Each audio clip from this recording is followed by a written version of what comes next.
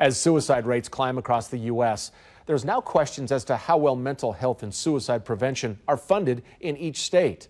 KCTV5's Emily Sinovic has more on that funding locally. Suicide is a growing problem in both Kansas and Missouri, up during the past 17 years.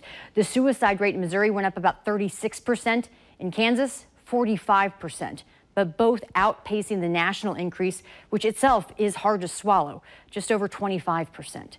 The problem is part of the solution involves money and funding education programs, suicide prevention.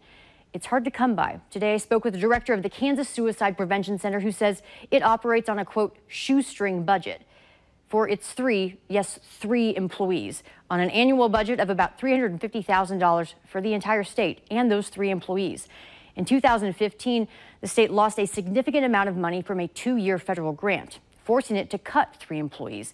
And replacing that funding just hasn't happened. The director says that funding is particularly important to suicide prevention and education in more rural areas of the state where the suicide rate is much higher.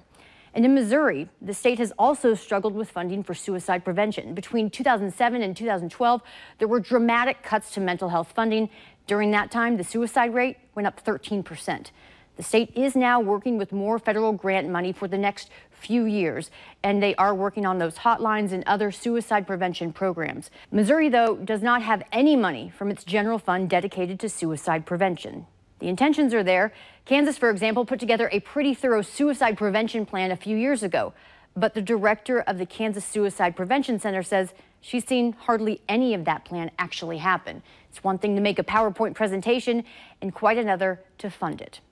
I'm Emily Sinovic, KCTV5 News.